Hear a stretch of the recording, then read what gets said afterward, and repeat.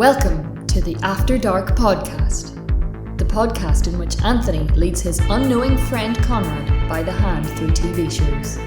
Will Konrad like them? Will Konrad hate them? Will Konrad predict what's going to happen, or will he be lost in the dark?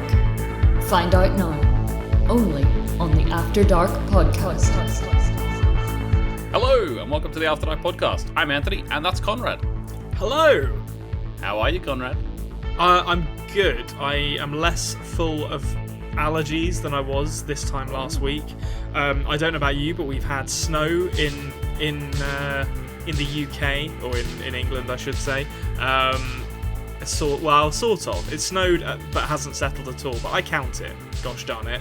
Yeah, well, ours did settle. So the other day when I got up very early to take Ema to work and have the kids in the back. And when we're going to work, it was snowing. The snow was lying. The whole way up, my first son was like, snowman in the garden. We're gonna make a snowman. And by the time we got home, it was all gone. Yeah, you take what you can get, but it is typical that like the one time where it snowed, where I wouldn't mind it kind of settling because I'm not commuting at the moment. It is very ephemeral. So unfortunately, it was gone. It was a fleeting moment. It's a very late snow. I think might be yeah, it is. April is a late. Yeah. That's, I don't know, global warming. Yeah, there may or may not be something happening with the climate. I've heard. I think no, it's a hoax. Yeah, absolute hoax. Snow in April, totally normal. The climate's fine. Don't worry about it. We'll just plug our fingers in our ears and hope for the best. It's like that famous song, "April Snow Showers." Yeah, absolutely. All right. Okay. So, anything weird going on this week with you, Konrad? No, not really. I was trying to think of something to make me seem cool and interesting, but the reality is, it's we had an extended holiday over the previous weekend because of Jesus. So thanks to Jesus for that. Yeah, thanks for your sacrifice. Yeah. And now I'm just back at work, and the drudgery of everyday life, really. Fair enough. Well, I am actually off for a whole week because I'm a teacher, so we have a little bit of a holiday. You got your half term. It's really strange because I've been remote learning, remote teaching, I should say. Although every day is a school day, even if you're a teacher. So I've been remote teaching for since January, but I still felt like I needed a break. Still hard work, but I haven't physically been in school very much. So for some reason, you saying, I have heard the expression before. Every day's a school day. Took me back to The Undertaker during a period in his career where he would always threaten to take people to the learning tree, presumably to beat them under the learning tree to teach them a lesson. But that's now what I'm imagining your intention was with that turn of phrase. Yeah, maybe I'll start saying that to my pupils. Come here, let me take you to the learning tree. Yeah. Yeah, I think he normally followed it with, and then I will beat your ass, which I don't think you can get away with in secondary school. No, I'll not say that. But yeah, so, I've got a little bit of time off at the minute. I'm enjoying it. And I'm going to go back to full-time work. All the pupils come back next week, so that'll be very stressful and all sorts of that sort of thing. I don't usually say this, but I'm going to say it today. Can you please tune in tonight at between 10:30 and 11 p.m. GMT, because we're going to have GMTs. That's right, isn't it? Yeah, GMT. Yeah. BST, GMT. Yeah, we might be Greenwich Mean Time. I can't remember when the clocks go forward. Spring forward, fall backwards. So the clocks are going to go forward to BST sometime soon. They are. They've already gone forward. See, the phones these days change for you. I know. You don't have to think about it. Yeah. Okay, so we're both going to be on Dark Discussions later on tonight. Now, when we record this, it's the previous Wednesday, so I'm not 100% sure on the topic. We might just choose a character like we did with Charlotte. Something dark related, probably. Something dark related. So if you want to get into some dark chat with Konrad and I, we're going to be live tonight on Dark Discussions on the channel. Live! Yeah. Live. So subscribe to the channel, give us a like, send an email to adpodmail@gmail.com if you want to. Discord link in the description if you want to join the conversation about all the different things we talk about on the channel. If you would like to subscribe on audio apps, that'd be greatly appreciated. 5-star review. Thank you. That rhymed, but anyway. So I think that's pretty much it. T-shirt link in the description as well if you want to support the channel in that way. Yeah, Konrad, speaking of blasphemy, that Jesus talk we were doing before, do you want to get into the OA? Yeah, let's do it. Oh, let's break it down! Magic mirror on the wall. Give me an episode of the OA. Go. is this the best OA episode of them all? Yeah. No, it wasn't. It wasn't. I'll say that much to begin. Like it slows down a lot, but at some point this season was going to have to slow down because the first two episodes are traveling at a breakneck pace, and this is more of what we had in the first season. But I will say, probably the spookiest episode of the OA thus far. Very, very good atmosphere. Atmosphere they haven't really tapped into consistently thus far. And it caught me off guard, actually, as well. And particularly given the opening title card of this episode featured the headshots of BB-8 and the boys in what looked to be a kind of Bohemian Rhapsody-style music video, which I very much enjoyed.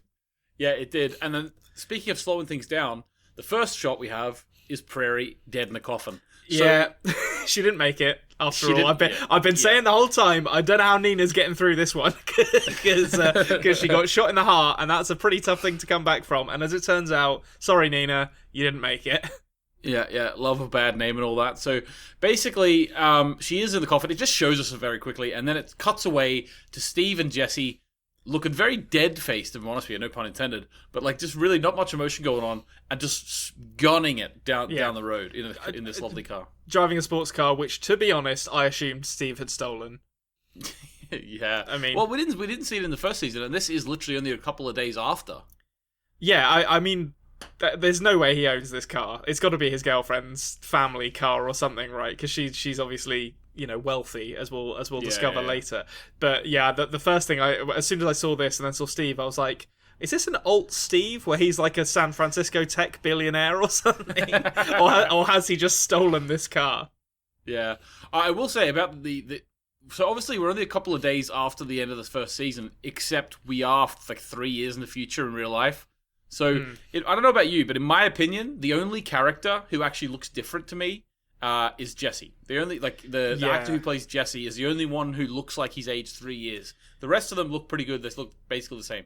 Yeah, I think I agree. I think Jesse definitely looks older. The rest of them are as they were when we left them, I would say. Yeah. It might also just because the actor of Jesse, who maybe was a little younger at the time. Who knows? But anyway, that's the way it is. So the cop stops them, asks if they had anything to drink. Steve says nothing. They're coming from a funeral. And the cop sort of recognizes them and says, "Sorry about your friend. It was brave what you did."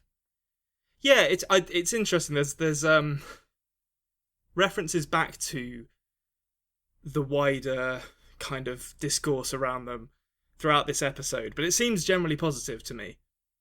Yeah, that does to me as well. Obviously, there's some negativity from Buck's mother, potentially, around the whole idea and wanting to skip town. And that's sort of where we go next. So Buck wasn't allowed to go to the funeral, and they're moving to get a clean start. So that's actually really funny, because I did rewatch this before we started doing the whole way through, but I will say it's funny that I kind of forgot the detail that they're moving, and I think in the last episode I kind of went, yeah, it could all just be that they're moving because the mom's a bit freaked about what happened. I kind of just said what actually was the case, I mean that's a very realistic or very reasonable assumption. So okay, I had we briefly discussed this last week, but I have a question for you, if you will. Okay. So his mum says the movers are coming tomorrow. So is your I don't think this is that important, but I'm just curious about it. Does that mean, to your mind, that the NDE that we saw of Alt Rachel, or kind of whatever happened at the end of the last episode, which I'm assuming is Alt Rachel's NDE, hasn't happened yet in this world? Because when she got here, she went past loads of boxes, everything was kind of packed up, and it seems like at this point Buck hasn't even started packing, which makes me wonder if that was a glimpse into the future. I'm not sure. I personally, how I view it now, I could be wrong, to be honest with you, but the way I personally view it is it's kind of moving linearly. Yeah. So okay. It's just the Homer thing that's thrown me off, because obviously when he had his NDE, he went forward in time a little bit. Yeah. Yeah. So that's fine. So possibly, Rachel actually didn't come until the night of the day we start in this episode. Could be. I could believe that. I don't actually know for sure, to be honest with you. I will say, and you say it's Alt Rachel's NDE, or it's not. Seems more of a DE to me. Just death experience. Yeah. Like, so the way I read that is that, like, you know, she went to this other place in a way. It's kind of different to me than an NDE, because an NDE, it's almost like they inhabit someone, or they actually maybe appear there. Like, you remember how Homer was in the thing? Yeah, they like manifest. Whereas with this, it's just like her energy is being released into the multiverse. So the fact that she was in the mirror, and then later on they go to the psychic. What I was thinking at this time, I'm not going to tell you what I believe now because we don't know what's answered and what's not. Obviously, the show's cancelled. But what I believed at the time when I watched this, I believed, oh, okay, so when you die, there's a potential for you to haunt your NDE world. Yeah, that is a really cool thought, actually. And I think that is kind of what they're tapping into with the atmosphere and the spookiness of this. Like, the idea of, I mean, obviously they go to a bloody medium. Oh, a cat's in the shot. A cat is in the shot, folks. They'll probably complain that they can't see him again because we'll get cut out. There he is. Yeah, What do you think about that? Yeah, he's here. He's here. He does exist. He does exist. It's not me just making it up. Where was I? They go to a medium. Yes, that's right. So there's definitely like spookiness and kind of afterlife business that's pretty directly addressed in this. I will also say, actually, as well, just because I thought of a great joke, and we can't move off of this before I get a chance to say it. You say Rachel's having a death experience rather than NDE. I did theorise that whatever she saw is like some kind of crazy aquatic creature, like maybe like an octopus or something. Haps there as well. So you've got 5 sets of limbs to do the movements, like to bring her back.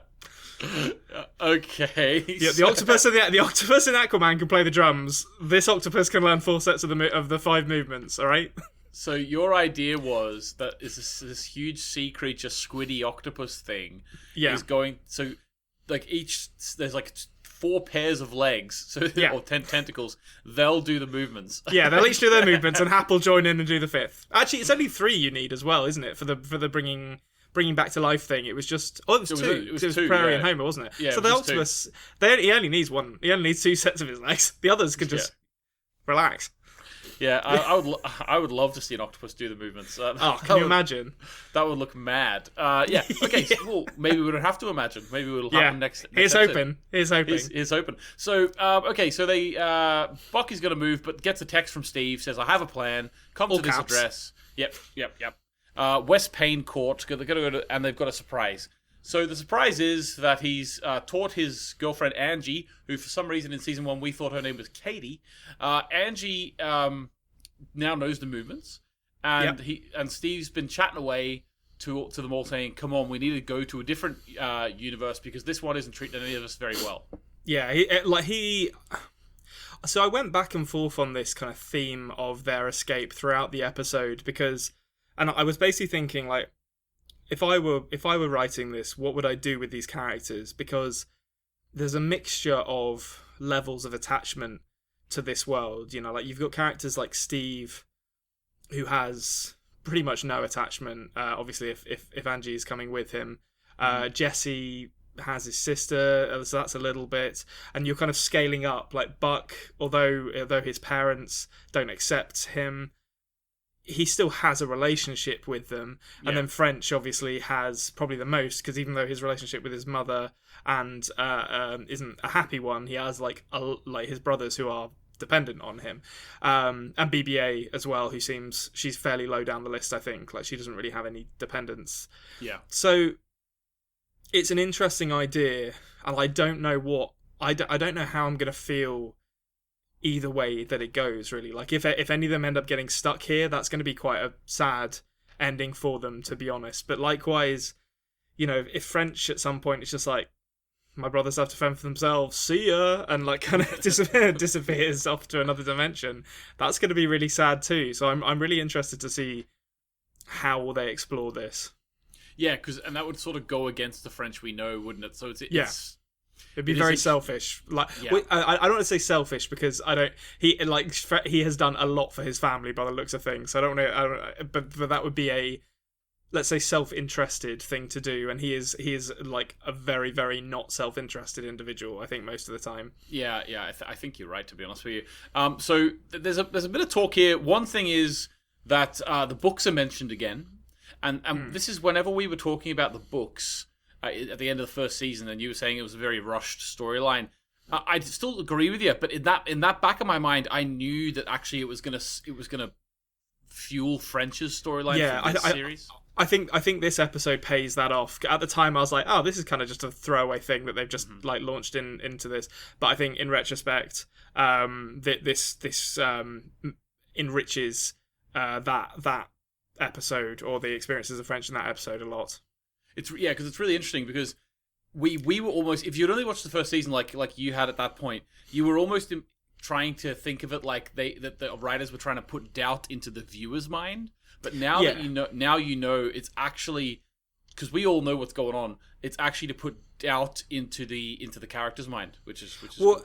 So I thought they were doing that as well, but I think in my head it felt like the doubt had been resolved with all of them getting up during the school shooting and doing the movements. So that's what felt rushed to me. But the fact that the doubt has carried over into season 2 makes a lot more sense, I think. Okay, awesome. All right, so French and Steve are at each other's throats again. And Steve says, "Go to college or another dimension. Either way, your brothers are fucked." Yep, still. Steve still very much has it in him to say the worst thing at the worst possible time. Yeah, exactly. So they all sort of leave, and Steve and Angie are left there alone. And Steve says that potentially, he's kind of trying to come up with a solution. He said potentially they could make a video like the OA did. Yeah, this plan is dreadful. He's just like, let's just put the word out there and let anyone who wants to get involved come. And Angie, the voice of reason, is like, no, we're just gonna get a bunch of freaks, come travel through dimensions with us. Start, Steve. Yeah, exactly. So I'm glad she's there with him to rein in his dumber impulses. Although actually, randomly just saying that this is how cults start, it's actually quite interesting that if he was to go and like create a cult or whatever, or religion around this. It's interesting because like Prairie is like the prophet who appeared to them for a bit, and then he went off to tell her story. It's actually maybe something to that. Yeah. She's I mean, they get called pilgrims later in this episode. Mm-hmm. I'm not calling Christianity a cult. I'm just gonna get out ahead of that. John Wayne didn't appear. We'll just say pilgrim. That's true, yeah. So imagine if one of them envisaged John Wayne. So that would be a different kind of cult, I think. That would be more about just kind of like rustling cattle than rustling. Okay, right. Okay, so they're not going to do that. They would need to screen everyone. There's just no chance. There's no point.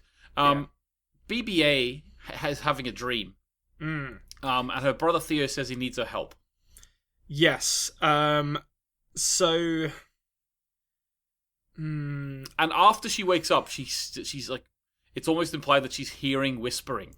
Yeah, so I feel like she can hear Rachel whispering to her. I feel maybe that's completely wrong, but I feel like that Rachel is kind of almost an omnipresent force in this episode. She's speaking through televisions, she's speaking through mirrors. Like, she's not just confined to the mirror, or indeed the casserole dish, which we'll get to later. So Theo, I feel like Theo has got to be a character who's showing up in San Francisco purely for the reason that the fact that he's shrouded in darkness feels like they're doing that so that they can reveal him later on, or perhaps a character that we've already met, an alter ego for a character we've already met. But it's really interesting that BBA is the one who's being approached for this. It seems to be the only one who's being approached like this, and also obviously in the context of what happens, or what we think happens with her at the end of this episode as well. Yep, awesome. So this is actually the moment now where BBA's like sort of hearing the whispering, then it cuts to Buck, and this is where Buck sees Rachel in the mirror. So actually physically sees her there, and she's singing. Full on jump scare, which I was like, all right, I get it. Like, we're doing this now, are we? Very, very good.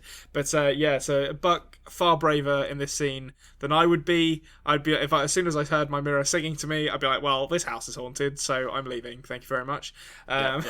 So Buck goes straight to Steve, walks into the bedroom. Yeah. Great line here. Great line coming up Right, here. let me know. Tell you. So, sorry to bother you, there's a woman in my mirror. It's so each other. That's great. Very matter of fact, Buck. I really respect that. Just no emotion involved. Like, listen, this is the situation. Get Steve out of bed, let's say that. So obviously it worked. And Steve starts asking, like, did she seem scared? Then Buck says she was kind of confused, upset. And Steve just takes off. Like, she takes off. Running. He's running down the road. Buck can't keep up.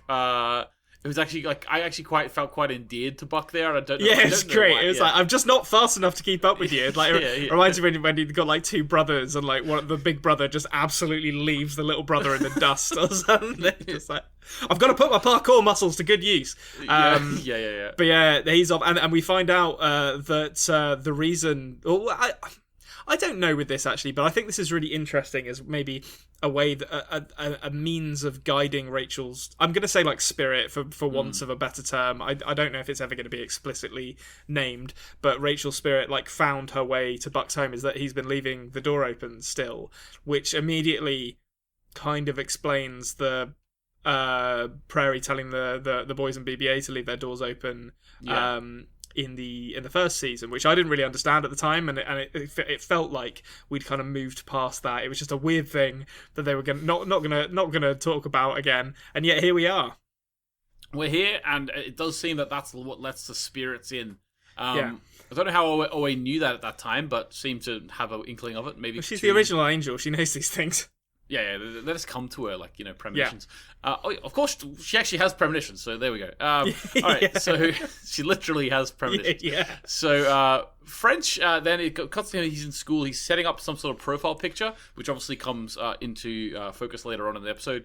But then Steve texts him and says, that's what that is. I didn't put two and two together there. I wrote down here, doing a profile picture for some kind of college or dating profile or something, and never thought about it again. Of course that's... Right, okay, we'll come back to that later. Yeah, okay. It worked. It was a great picture. Yeah, it was oh my god, it was lovely. But so Steve says, come over now, I need to show you something. Then we get French talking to Abel. And Abel sort of lets Steve know that it was the therapist's idea to get the books, and she didn't actually get the books until after she started talking to the group. Yes, and something I'm going to mention here, I could be completely wrong, I don't think this is going to be confirmed either way, but there's a very deliberate shot, a wide shot of French sitting at a desk in the library and Abel approaching him, and it's shot from in front of a blurred out figure. Who appears to have like a kind of a brown skin, like dark hair, quite skinny. And as soon as I saw that shot, I was like, "That's fucking Ilias." And I'm almost certain that that's Ilias, because why is that blurry figure in that shot? And it might actually, it might not literally be. It might just be designed to kind of suggest that Ilias is around and following French, maybe French and the other boys in BBA as well, but.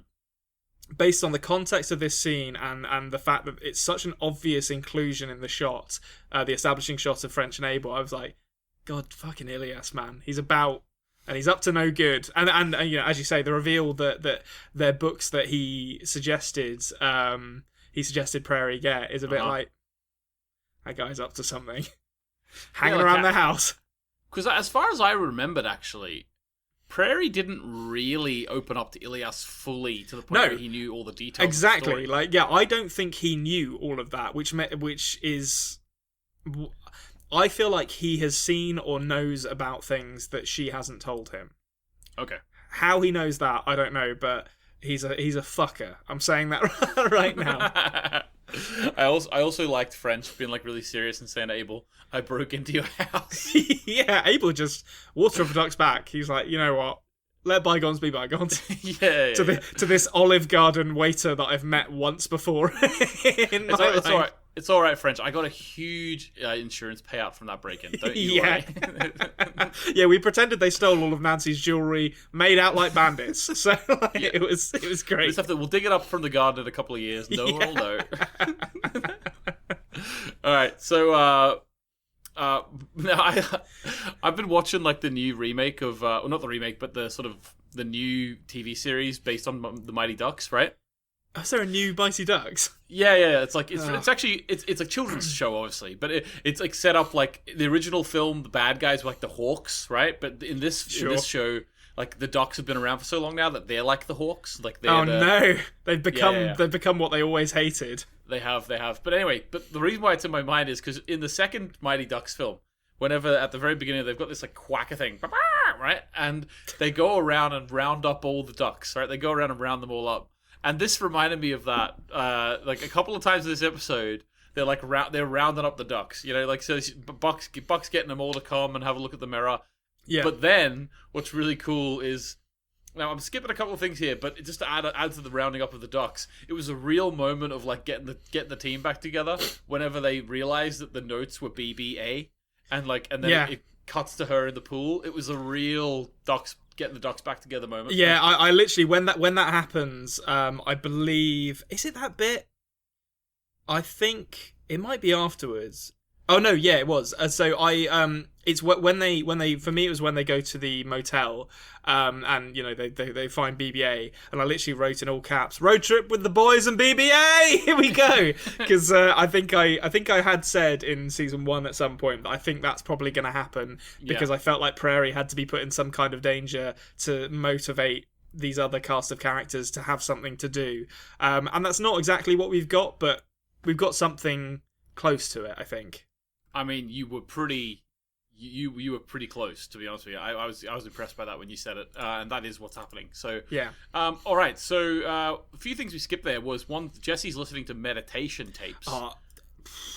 Jesse listening to meditation tapes that are then interrupted by Steve being like, "Come on, fucker!" Is that hurry the fuck up? Yeah, it's just like classic. Yeah. No wonder he's having to listen to meditation tapes.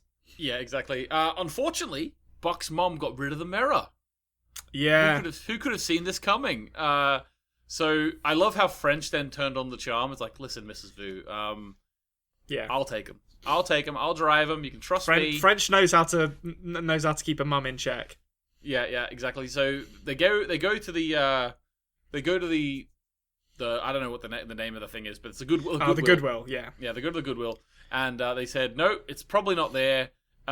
We didn't take it on. It's probably in the sorting center or whatever in Gary, Indiana. Yeah, I'm pretty sure Gary is in Indiana. Yes, I know. I couldn't tell you why, but I know of the place Gary, Indiana. I feel like maybe that's like cultural shorthand for middle of nowhere or something. But I've definitely heard of it. I think Michael Jackson's from there. Oh, okay. Well, there you go. That'll explain it. From there. I also have heard of Gary in Indiana. There's a couple of documentaries I've seen with like cops talking about Gary in Indiana, and there's like people telling stories where it's like, I was driving through at 10 p.m. And the cops, like, you come up to the front into the city, and the cops are like, don't stop for the red lights, keep driving. And well, like, I mean, this guy got down. Well, I suppose they're not in Gary at this point, to be honest. But he says, "Don't hang around here. It gets creepy at night," which is a weird thing to say. It's not like, oh, it gets a bit shady around here. It gets creepy at night. Like, what is the? Are there weird? What was? Is it people in the mirrors? That's why there's people in the mirrors, and that good. Yeah, absolutely. But we'll talk about Michael Jackson, the man in the mirror, or indeed the woman in the mirror. Yes, nailed it. There was something else I was going to mention here. Okay, just rewind for 1 second. I had another question for you here. So, Buck, when Buck and French are kind of arguing, and French is like saying, "Oh, you just imagined seeing Rachel. It's creepy." And Buck says to French that he like saw these books, and Homer appearing to him was just a trick of the brain. Yeah. Do you think that was a trick of the brain? I feel like it wasn't, personally. I feel like they wouldn't have shown it to us unless... How do you feel about... Yeah, I've got a theory about something. Like, that I've read a couple of people's theories, and I've sort of thought about the theory myself based on stuff that we don't know, right? Mm. So I do have a theory. I do have an idea about that I like the theory of. But I can't really reveal to you what it is yet without telling you that certain things aren't answered, and I don't really like that idea. Okay, well, maybe we'll cycle back to that in our Theory Matrix episode, or whenever we do the Theory Matrix stuff. Well, yeah, like in the Theory Matrix episode, I do intend to go through like 4 or 5 fan theories that they think might happen next and stuff, So yeah, that's cool, because I think where I sit with it at the moment, I haven't fully fleshed it out, but I think it'd be weird in this show that is literally showing us ghostly apparitions in mirrors for them to say, oh, but apart from that one was just a fake. Yeah. Like, it just seems like it would be an odd shift for the show at that point. Yeah, I also think it's like, it's funny that Buck is so clear. Like, he's just like, no, French, yours was nonsense. Like, yeah, yours was you going mental. Like, all right, yours is just crazy. You're the one who's weak-willed and scared. All right, mine was legit. Thank you very much. Yeah. You gotta admire the confidence. Like, to be honest with you. Yeah. Okay, so the Docs are back together. They're on the road. Yep. And Buck has perfect pitch as well. I should say that was cool. Of just a little, BBA. She like he just spots it immediately, and I love that. I always think to myself, like, sometimes I'm like, geez, I bet I could tell what the note is, and then I get like, play me one or something. I'm like, I have no fucking 6 idea. semitones off. Like, you've almost got a full octave out. Yeah. I have no idea. All right, so they go to they finally find the mirror when they get to the place. Now they are told that they can't stay in the shop overnight by the woman who works there. Which is, I mean, to be honest, like, what kind of a question was that, Buck? Yeah, I know. Yeah, can we wait till after dark? I suppose. Like, no, we have to close because we're a store, not a hotel. So this character of Sonia invites them to stay with her and her father. You find out that it's actually a church. On the way to the church, we get Angie with some great bit of knowledge. She talks about the fact that the church doors look like vaginas, and whenever the Christians took it from the pagans, they kept the design. So that's where, like, every church door looks like a vagina, basically. Yeah, that's a great bit of knowledge, and I love that the back and forth between Angie and BBA, where she's like, BBA accuses her of blasphemy, and Angie responds, only if you don't think God created vaginas, which is that's a bit of that's a solid return on that one, to be honest. Yeah, that's fantastic. All right, there was also a little chat about like, whenever they were in the shop and they found the mirror again, they were all having a chat, and they all sort of were really coming around again. Like, they all are sort of buying back into it now. There's not really much doubt at this point in the episode in terms of what they think is going to happen. French maybe is the only one with still a tiny bit. Is skeptical. Skeptical, yeah. And so they're saying, like, that maybe the OA willed the bullet into her away from them, trying to protect them, Yeah, I think I don't know if that's ever going to be explained, because I kind of like the more nebulous ideas that they're just mentioning without really explaining here. Like, maybe there's something which allowed her to, guide the bullet into herself, and these kind of unseen forces that affect pretty seismic events like that. And I think it's really cool that we're getting some time to kind of, if not explain, then at least kind of theorize on this stuff. Yeah, it is cool. I do want to mention as well, whenever Sonia offered to come and stay with them because she'd be honoured because she knows who they are and stuff, that shit-eating grin on Steve's face. Like, yeah. Did you notice it? He was really proud of himself. He can take you can tie him down. I mean, to be honest, if I was Angie, I'd be like giving him a slap for that, like, because he it's not the only time that he kind of references being let's say infatuated with Sonia, who I'll be honest with Sonia's character. So my initial read of her was like, oh, she seems really nice, but then I'm like, I don't know, this girl, like, putting them up in a church and her dad's a youth pastor. Is she going to be nice, or is this going to be a bad situation? Because, I don't know, it feels too easy, a lot of this. But, I feel like Steve's emotions may get him into trouble if it does turn out to be worse than it initially appears. Yeah, okay, so they get into the church. Jesse asks why she's being so nice, and she says they're pilgrims of faith passing through.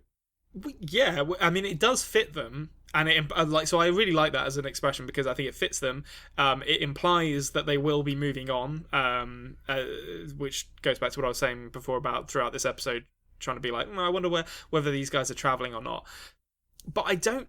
It seems to me curious that this, like, quite young girl got this very, like, charitably broad definition of pilgrims, like, and how she knows it about them.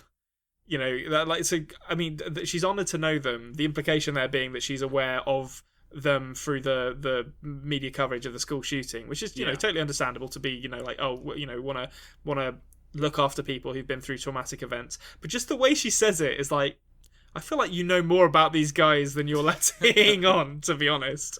So we'll see. We'll see what happens with Sonia. All right, you're skeptical of everyone in this show now.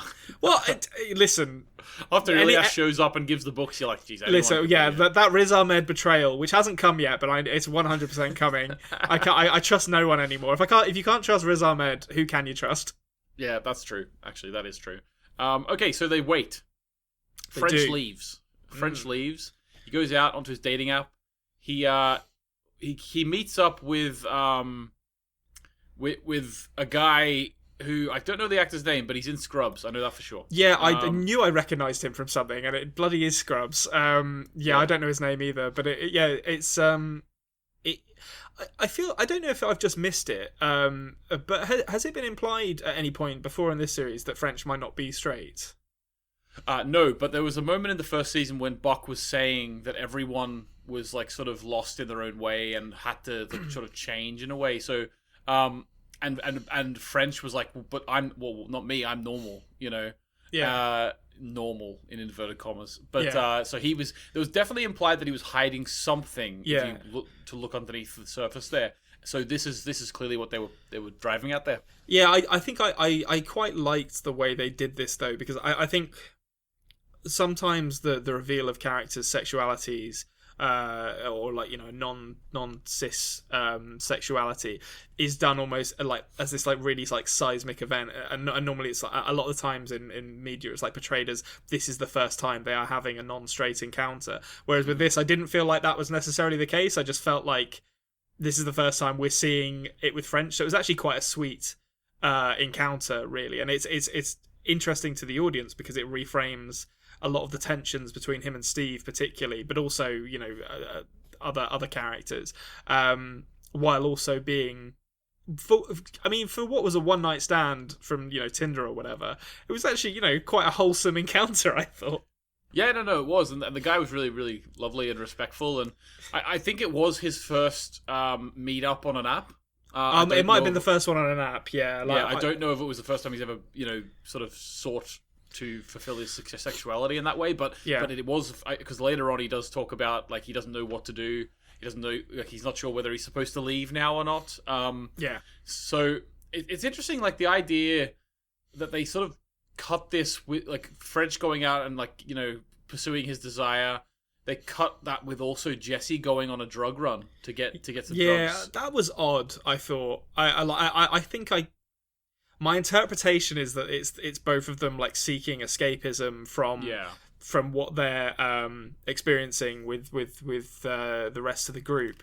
I don't know though. Yeah, it was weird. Like to you run the risk of, I don't think it's necessarily their intention, or I don't really want to second guess what their intentions were, but you run the risk of like equating them as like equally harmful, which is like, one is like someone having a consensual sexual experience with someone who is very caring to them, and the other one is someone buying drugs which is a bit like, I'm not sure about that, to be honest, guys. So that's sort of why I wanted to raise it there, because it depends which way you look at it. Like, you know, it is very easy to slip into what are they saying here, you know?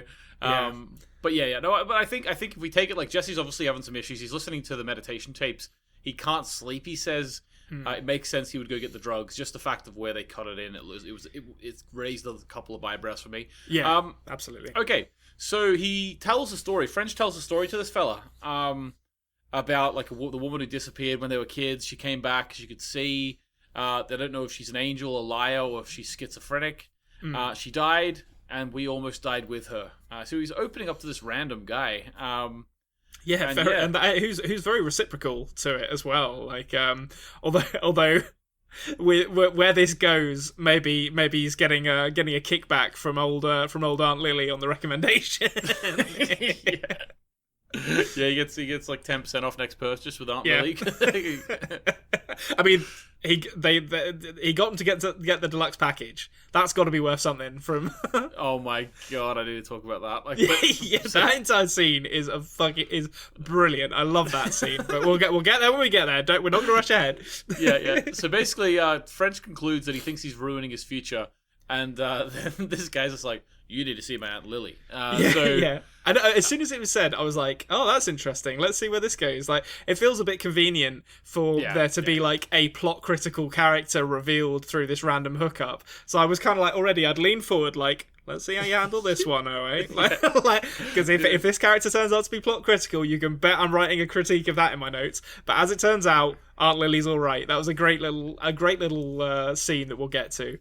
Yeah, like sometimes like the little driving the story forward moments, sometimes it is a little bit like, right, so you're telling me that if he didn't go with that guy on the app... Yeah, that particular guy. That would be the end of the story. That stuff is a little bit hard to pass sometimes. But I think, as you say, Aunt Lily was such a hoot when we got there that it was all worth it in the end. Yeah. So French comes back in, looks in the mirror for a while, very intense, and then it's sort of him deciding, I suppose, that... actually, he is going to see this through. He is going to sort of see where it takes him.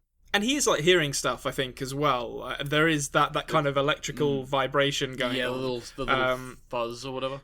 I don't think it's necessarily as explicit, although I did notice in the subtitles it says like whispering as he's falling asleep. Yeah, okay. So I think even though I couldn't actually hear it, to be honest. So he's certainly like becoming less skeptical, and even though following on from this, when he talks to Steve, I think he frames visiting Aunt Lily as it'll prove to Buck that he's wrong, and that'll be the end of it, and then we can all go about our lives. I think that's him lying to himself, to be honest, about his motivations for it. Yep. Okay. So Steve's drinking out of the church's bottle of milk. Could not believe listen. Long-time listeners will know where I stand on juice drinking from way back in the dark days. All right, and Steve can get fucked. Like going to someone else's house and drinking out of a carton like a goddamn ape. Like get a glass, Stephen. Whoa, what a legend. So he's got big dick energy, like, you know what I mean? And not the good type. Not the good type. No, absolutely not the good type. So basically he tells French tells Steve about Aunt Lily. And then it's almost like French wanted to tell Steve. He wanted to let it out what he'd done the night before. Yeah. So he throws in with a little bit of a smile. He goes, "She comes highly recommended." I think he was sort of baiting Steve to ask about it. Yeah, he definitely was. Yeah, and Steve's like, you've changed. What's going on? Did you get laid last night? And then it's like, oh, yeah. Was it Sonia? And then Steve makes a horrendous comment, which to be honest with you, is rivaling the Franziska Doppler black hole from Dark, to be honest with you. Yeah, this is... I couldn't believe it. He says he couldn't believe that French got with Sonia because he was having to like lie on his front to hide his boner to get to sleep or something. Your girlfriend's right there, Steve. I don't know, but I don't know what. Maybe they have an open relationship. I don't know, but either way, like, just keep it in your pants for like 5 minutes, Steve. But and this scene is actually like, I still don't love Steve as a character. Not like from a kind of writing critique perspective. Just I don't necessarily enjoy all the time that he's on screen, which I think is intentional. But I think there is a really interesting duality to him in that in some scenes he can say something absolutely awful and then say something that's really sweet. And I think that kind of captures the essence of his character quite well. And we get it here, when French reveals that it wasn't a girl that he slept with. You get that beat where it's like, oh God, what's Steve going to say that's offensive here? Because people are gay, Stephen. Yeah, people are gay, Stephen. We know that he's, he doesn't like he's kind of like one of those very toxic homophobes who doesn't think they're homophobic just because they occasionally say like no homo or something like that. So he's got like some problematic tendencies, let's say, but to his credit, he diffuses it by immediately making a joke out of it and being like, oh, you're really into me, and although that's not always the best thing to say, I think in this situation it alleviated the tension quite well. Yeah, it did. Very self-centered of Steve. It fit the character. Let's say that it fit the character for him. That's where his mind went. Yeah. So 500 miles to Aunt Lily's. Yep. We get before they set off. I just want to mention this because I feel like we're duty bound to. We get Buck playing the organ, playing the BBM and the organ, and I was expecting him to bust out some Toccata and Fugue in D minor, if I'm honest, because every time you're playing an organ, I feel like you're bound by the laws of music to give it the old. But actually, to be honest with you, overtaken in my mind is the unbelievable organ score of Interstellar. I don't know if I actually remember much of that score. Come on, Tars. It's unbelievable. And like, there's a behind the scenes clip in the Interstellar DVD where like they go to the church in London where this huge organ is, and they like Hans Zimmer wrote unplayable music and they gave it to the organ player at this church and he just played it all. That's great. Sick. It's good old Hans Zimmer. Yes, well, I mean, he could have done that as well, but you have to shout "Come on, Tars" while you're doing it to let everyone know what they're listening to as well, unfortunately. Come on, Tars! Okay, so, playing the organ, yep, they're in the car. None of them have really contacted their parents yet. So, no. Buck's mum is calling, and Buck hangs up, and then Jesse just goes, "Cool to have a mum, yeah?" Yeah, it's like, oh, Jesus, Jesse, you are really down at the moment, aren't you? Like, I don't think he even meant it in a mean way, but he's just like, he's just sad that he doesn't have a mum to hang up on. Yeah, he's not doing well, this Jesse No. boy, that's for sure. So Steve talks about Steve McQueen, and he's saying he's a real man. It's very interesting to me that the next conversation he has with French after French comes out as gay to him, that the next question he has is talking about how manly men were better back in the 60s. Yeah, I wonder if this kind of it's an odd conversation. I wonder if we're coming in to the middle of a conversation about which men are hottest or something like that. Like he's overcompensating and trying to be like, oh, Steve McQueen was really sexy or something. But like, you don't need to give special treatment, right, Steve? You're being weird now. Just talk to French normally. But that I think that was probably my read of this. But it's it's an odd way to try and broach the subject, let's say. Yeah, I can fully see that though. Like they were talking, he was basically Steve probably said to him, right? Okay, so what's your type? Which actors do you like? That's I can see it. Yeah. All right, so they hit an animal. Yeah, I didn't see what it was. It's like a possum or something, I think. Yeah, it looked like a possum of some sort or something like that. The mirror is broken. And it was interesting. Jesse brings a massive rock over and just puts it out of its misery. Yeah, just like a crazy psychopath. Well, it's not. I suppose it's not, because it's an act of kindness at that point. But the way it's shot, with, I think, is it BB-8 that's looking on, or is it Buck? I'm not sure. But they're all the other it's side of the car. but someone is looking on as he does it, and seems to be kind of have a fairly concerned expression on their face while he does so. But he's very distant at this point. I think he seems to be struggling a lot with whatever he's got going on that's preventing him from sleeping. Yeah. Okay. Also, before we get to Aunt Lily's house, one thing is that goes back to Buck's house, and Buck's mom has got the police there, and given a picture of Buck saying that he's missing. It's really interesting that now, like, they only showed the picture of Buck. They didn't show the other parents doing that. So I take that to be they were trying to point out the parallel nature of Buck and Michelle being missing in different universes. Yeah, I think that's true as well. And I wonder actually if that's why they chose to have Buck's mum reporting him missing as Michelle to the police. Because from a pure like logic perspective, I was a bit like, if Buck's mum wanted him to be found, she wouldn't be reporting him missing as Michelle, because he's not going to respond to that. It's just it felt like a weird thing for his mum to do. But I think it makes sense from a character point of view. Like the mum does seem to be doubting things at the minute and not really being able to fully commit to calling Buck. And in my mind, it's like maybe the mum thinks like, I can't tell this police officer that I have a transgender son, Yeah, that's true. And I guess I don't know enough about it to comment fully, but maybe there's something to do with like legal names as well. Like until you've like legally transitioned, when you're reporting it to the police, they need to look you up based on your actual legal details or something. Maybe it's something like that. Yeah, maybe. Okay, so Aunt Lily's house. Yep. Here we are. So first things first, they mentioned that they've never met Rachel before, but she made contact. And Aunt Lily's like, a stranger made contact? Very odd. So straight away, Aunt Lily's saying things which make you believe she's genuine, right? She's giving it the hard sell. Like, they get out the broken bits of mirror, and she's immediately like, how could you bring that into my house? Like, the act is on at this point. It's great. She's covering up all the mirrors. She's like covering everything. It's like when you go into like an escape room or something, and like as soon as you step in, the amateur theatric, like the drama students who work there are like immediately in character. Like there's a whole, you're paying for the whole experience. Like you're getting as soon as you walk in the door, the experience has begun.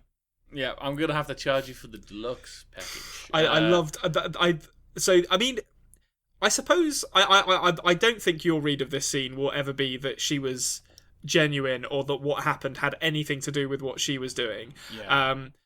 But I love the little nods to the fact that she's a complete con man and charlatan when, as they're covering the mirrors, on the background on the massive TV is like a home shopping network, which to me is just great cultural shorthand for, oh yeah, this person is just a crook who's just going to sell them some bullshit. And as it turns out, I think that turns out to be the case, to be honest. I don't think there's any disputing that. I mean, let's be honest. The one who's surprised the most about what happens in this house is Aunt Lily. Let's be honest. She does. Like, I mean, I don't know what the plan was with the water in the casserole dish when we get to the seance, but they immediately abandon that. Yeah, there was water in a casserole dish with a bit of photograph paper in there, and the idea would be that you turn the lights off, put the red light on or whatever, and it would like develop a photo of what Rachel Rachel would speak to them on the photo somehow. Yeah. Very strange. Like, she was like, this could take hours. Like, Oh, is that actually what they were trying to do? They were trying to develop a photograph. Oh, that explains the red light then. I thought I thought the water was going to move or something like that. That makes more sense. I think it was just a bit of photograph paper that hadn't been exposed to the light yet. That's why she had the tea towel over the casserole dish. Anyway, it was all a show. Obviously, she's just waiting for like 4 or 5 hours until they give up and leave, and then she's like, "Geez, there's another one. Didn't question me." So Buck turns around, walks into the living room. The TV's on, starts flashing through. We've seen this in many TV shows before where it's flashing, My favorite is in Shaun of the Dead when he's changing the channel. Yeah, and it's giving you exposition through the channel hopping, which is very clever. And we essentially get the same thing here, to be honest. I mean, this is almost like Bumblebee in the Bumblebee movie, who can only talk through song lyrics. Like, we're essentially. Oh, really? I haven't seen that. Yeah, it's a very good movie, actually. Yeah, it's the best of the Transformers movies, I will say, or the new ones at least. But this is very much the same thing. Like Rachel speaking to them through clips from The Descent and something else. Blue's Clues. That's right. And is it Wheel of Fortune? The one with the Fortune. Yeah. It's the new Blue's Clues guy too as well. It's not the other one. I think the original Blue's Clues guy passed away, I believe. This is the new guy. So eventually it comes out and says only safe for BBA to go. And then at the very end of it shows a stained glass window that BBA goes and touches, and then the screen cracks. That's the end of the episode. Yes. And that's all fine. That's all normal. It's all normal. Okay, so I have no idea why it's only safe for BBA to go. I can't even really begin to theorize as to what the reasoning for that is. Maybe my very kind of like tentative idea is that maybe it's something to do with we've talked before about how characters have to be kind of in a similar situation to their alt selves in order to travel. Like with the group in the circle, turning up in the circle at the ward, and Prairie laying down in a ambulance when she travelled. Maybe it's something like that. I'm really, really not sure. But so that's interesting, obviously on its own merits. The flower window we discussed last week, but just to reiterate, I'm fairly certain that's at the top of the greenhouse on Knob Hill. No jokes, please. But that we were grown up on this podcast. So Knob Hill and vagina doors. Yeah, classic. They're getting it. The blue humour is there. You only need to scratch the surface to find it. But so, her touching that screen. So first things first, I guess, when she touches the screen, to me, she only seems to like kind of very gently press it, and it shatters. So either that's like the most brittle television in the history of the universe, or that's the beginning of a a jump for BB-8, which I think is much more likely. I don't think that TV would break like that with how gently she appeared to press it. So I guess I think she's turning up in the house. I think that's where she's going to turn up when she does jump. I think the implication that it's only safe for BB-8 to go, I think, to me, the other thing I started theorizing about was that maybe the others have encountered an even worse fate in their world. Maybe they're dead. Maybe they're live. Maybe it's not safe for them to swap with those people because they don't know what is going on with them, or they are in a dangerous situation. Mm-hmm. So that's another possibility as well. But it's a great ending. This entire scene is fantastic, to be honest. I love the kind of underlying humour of Aunt Lily setting up this bullshit seance and then it actually turning into like a kind of extra dimensional experience, and her just being sat there like, what the fuck? I have no idea what's going on here. Like, it might actually turn her into a believer in these things. I'm charging more next time. She's got, like, I need the extra deluxe package. Yeah, I need to figure out how they did that thing with the TV and the woman going through it. But yeah, it's great. It was such a strong ending to the episode, and I can't wait to see BB-8 showing up in the house and being a motherly figure to all of the Q kids, which I really hope happens. Yeah, okay, that would be lovely, absolutely lovely. Right, you want to get into the roundup? Yeah, let's do it. IMDb rating this week was 8.5. So that's a little lower than the last couple. Yeah, I think I'd probably put this about 8 personally. Like, it's still a good episode, but a lot slower than the first two. I think it needed to be. I don't think you could keep up the pace of exposition of those first 2 episodes for an entire season, because it would just get exhausting. But actually, I don't know. Actually, I'm gonna say 8.5 as well, because the atmosphere, like what this episode had that a lot of the episodes in the first season didn't have, even though the kind of characters and setting are the same, is the atmosphere and the kind of dynamic plotting. So the characters moved quite a long distance. We saw lots of different stuff going on with them, and it had that brilliant tension in the atmosphere that wasn't really there at all last season. So I think 8.5 actually is a fair score. Okay, awesome. Right, was there any new theories coming out of this episode? I think we've pretty much hit them all, but just to reiterate, so we've got Ilias is tailing French and possibly the others. The boys and BB-8 are going to travel this season. And Aunt Lily, so I guess I didn't really mention that, but I think BB-8 has already happened too. I think the others will travel at some point. And also just Aunt Lily is a total charlatan, which was kind of resolved by the end of this episode. Basically, as soon as we heard mention of this random hookups psychic aunt, I was like, well, that's definitely going to be a complete farce, or else I'm going to be cross that they've introduced a plot critical character through a meaningless sexual encounter. Wow, well, it all worked out in the end. It did, okay, no problem. Well, then, do you want to get into some questions then? Yeah, let's do some questions. A stranger from the outside. Question from Wesley, first of all. Remember, guys, if you want to ask a question to Konrad, put a comment underneath this video on YouTube, or send us an email at adpodmail@gmail.com. Wesley asks, does Konrad think there are multiple ways to travel, or just a few? So I suppose what Wesley's getting at here is that there's the movements and the house so far. Do you think that the house is an anomaly and just the movements is mainly how people travel, or do you think there's actually a multitude of different ways you can do it? No, I think having a house that to me is like a structure implied to be very old suggests to me that there are lots of ways to travel. Like, so you have this kind of like network of, I don't know, like bus stops or subway stations, which are like the houses between worlds. But I think the movements are ambiguous enough that it opens up all kinds of possibilities for ways to travel. So I think, if you're in the right place at the right time, you could potentially travel as well. Okay, awesome. Wesley asks a follow-up question. Says, following up from the previous question, does Konrad think we will meet anyone else who travels and retains their sanity, or they're only special people who can travel successfully. So do you think we're going to meet anyone else who's able to travel, or is it just going to be our characters that we already know? I think they've got to introduce someone who's like an experienced traveller. I think that's the one thing the show is missing at the moment, is some mysterious character who turns up and it's like, oh yeah, I've been travelling for 500 years or whatever.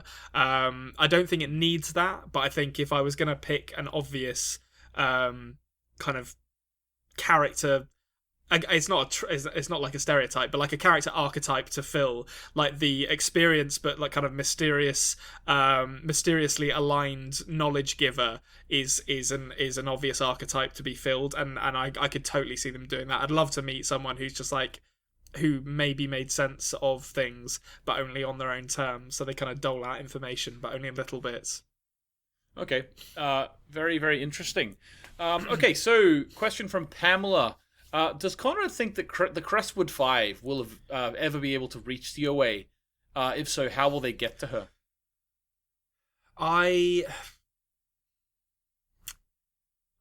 Yeah, that's a good question. So I think they will. I don't think it will be a long meeting. I think maybe they'll get to the OA just as she's moving on somewhere else, because it seems like the OA's kind of existence is fairly transient. It's, going between these different groups of people who need her and kind of saving them indirectly through her force of will, I guess. So I think they will. I don't know how, though, at the moment. I think BBA is travelling through that television. But as for the others, I guess there's 5 of them. They could do the movements. Or actually, no, they're 5 now. Got French, Jesse, Buck, Steve. Angie. Yeah, there are 5. Yeah, and Angie. Yeah. So there's 5 of them. So they could try and do the movements, I guess. But maybe it'll be something else. Maybe they'll go on a road trip to San Francisco and get to the house. Although that's a long road trip from Indiana. Yeah, that's quite long. Okay, awesome. Another one from Pamela says, what does Konrad think of the fact that we haven't seen Pierre Ruskin's face? He's just this kind of unseen puppet master, and that's, that supports that theme of his character. Though I think, as I've said before, whenever anyone is kind of presented as this like puppet master character, I often like it when they are revealed eventually, and it's like, actually, they weren't the one pulling all the strings, to continue the metaphor, which I hope is what happens with Pierre Ruskin. I hope we get the reveal, and it turns out he's just a guy who was lucky enough to stumble onto something that anyone could have stumbled onto, and made himself incredibly powerful by doing so, because I think that would be a really interesting bit of characterization. Yep, awesome. Okay, we've got 2 more questions. First one comes from Venla. So Venla says, did you guys get the creepy vibes from the guy French met up with, but then totally love him by the end of their interaction? Because that's what happened with Venla. Well, the beard guy? Yeah. I didn't think he was... He seemed very nice to me. I don't think he was creepy. No. But at the start, did you get creepy vibes? I think to be honest with you, Venla... I didn't think it was a hookup to begin with, to be honest. Like, I would, like, my sort of pure mind was like, he got in the car and I was like, oh, okay, like, French is called an Uber or something, that's fine. And then they got out of the car and they started walking into the flat, and I was like, what's going on here, guys? And then they started kissing, and I was like, oh, okay, fine, that's what's happening. Yeah, so for me, I think that there's I don't know why I'm holding a little fork here. Just to emphasise the point. Yeah, like, for me, there's an innate creepiness to going out in the middle of the night and getting someone for a hookup. I think there's an innate creepiness. I think the situation... It's a threatening situation, isn't it? Like, you're vulnerable. Yeah, it's not creepiness, I suppose. A threatening aspect to it. I'm not judging anyone who would do that. That's absolutely fine. Do what you want. But I know what Venla means is that there's an innate thing in the situation which is a bit threatening, and I think that it's not actually on the character there. I think the character never did anything to make us think that it was threatening, but just the situation itself. Oh, absolutely. I think there's an inherent vulnerability to that, for both parties in that situation, which can make it threatening, and particularly when you're not at home, you're in a different city. So I don't think the character. I think the character. Maybe that's why I found the whole interaction so sweet, was because they almost overcorrected with the character. It was like, no, we're going to make this like a really wholesome interaction, which to be honest, I'm glad they did, because it's kind of talking about the cutting between Jesse buying drugs and French's hookup and potential unintended connotations of that. I think there's also a really unhelpful trope of like kind of really extreme, particularly like gay relationships,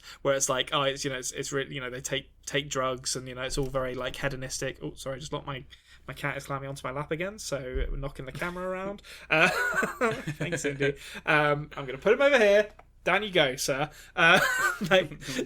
Which I appreciated that they didn't do. I appreciated that they went for a very wholesome relationship, but I think at first they were trying to establish it as, threatening to just maintain that sense of tension, I think, more than anything else. Yeah. Okay, last question from Marvin. And it says, considering how weird and different Season 2 already is, how much insane shit would have been happening a part of the show by Season 5? Well, Can't wait for Konrad's wild and unreasonable theories. Someone was having sex with a Martian at some point in this show. If we got all the way to Season 5, I'm convinced of that. Yeah, it's sad. It really is. I'm already feeling it now, to be honest. This the weight of the unexplored potential that this show has, because I feel like Season 2 is just hitting its stride. It's really found something, and knowing that there's 5 episodes left before it ends, there's no way it's going to resolve most of the stuff it's set up, or at least not satisfyingly. Mm-hmm. So yeah, it's a shame that it's everyone would rather watch that Ashton Kutcher canned laughter comedy that's on Netflix, I guess. The Range, or whatever it's called. Yeah, the thing about it, which is so sad for me, is obviously we've not got there yet, but the thing that's so sad for me about it is they ended Season 1 in a way that could have been a standalone season. It could have been a mini-series, the way they ended it. And then they did get the Season 2, and then they were like, well, we got Season 2, so they're gonna let us go to 5, like they're gonna let us do our thing because they've greenlit us now. And then so they set up all this stuff extra in a way that's going to really make this story go really far and be really crazy, and then it gets cancelled. So I really feel sorry for these creators. I don't understand. Like, did it not do well? Like, were people not watching it or something? It mustn't have. I think that it came out, like, a lot of stuff was getting cancelled at the time, and I think there was actually, like, I don't know if it was as far as a report from Netflix, but I know that Netflix itself has commented in the past, or whether people who used to work there have commented in the past, that their strategy for, like, obviously, like, stuff like Dark, which is German, is different because they're trying to, like, keep enough German content coming for people. Yeah. But stuff like that's American made is much more likely to get cancelled because it's proven that a new title coming to Netflix will get more subscribers through the door than a show coming back for another season. Yeah, that's a shame, to be honest. Like, it's just, I mean, I get it. Like, you got to make money. I understand that, but I can't believe this show was doing such poor numbers that, and it's not like the production values are that high either. Like, there aren't any crazy special effects, so it's, I don't know. It seems like a severe misstep, and we can only be left to answer Marvin's question. To kind of at least pay lip service to Marvin's question. We can only really kind of guess at what it would have turned into, but other worlds, other realities, they could have gone really crazy with it. They've shown us an alternate world where some little things are different, but if the multiverse theory is to be believed, then there's every possible range of outcomes in terms of every decision ever made is out there as a separate universe. So yeah, it could have went into literally like his Dark Materials, where you have like bears talking to you, and like could have been mental. Absolutely, mental. Yeah. All right, well, there we are, Konrad. Thanks very much for joining me this week. I say that as if you're a guest. You're not. You're part of the show. I just had to segue somehow. This is where we are. So thanks very much, guys, for listening this week. Subscribe to the channel. Subscribe on Audio Apps if you haven't already. T-shirt link in the description. Discord link in the description. All that great stuff. If you want to have a chat with us in Discord, it'll be great. So yeah, thanks very much for joining us. Make sure you tune into Dark Discussions later on tonight, and we will have Konrad and I there live, discussing something to do with Dark. We don't know yet, but we will be. Actually, this comes out on Monday morning. So if you want to put a topic in, if we haven't got one by Monday, put a topic in the comments. Maybe we'll come in hot with a topic straight from the comments. Yeah, that we haven't actually thought about at all, and you'll see how off the top of our heads this really is. All right, thanks very much, guys, and we will see you next week. Goodbye. Goodbye. Thank you for listening. The After Dark podcast has been a Culture Cave production. Please subscribe on audio apps as well as on YouTube at The Culture Cave. Join us next week as Konrad journeys further into the unknown.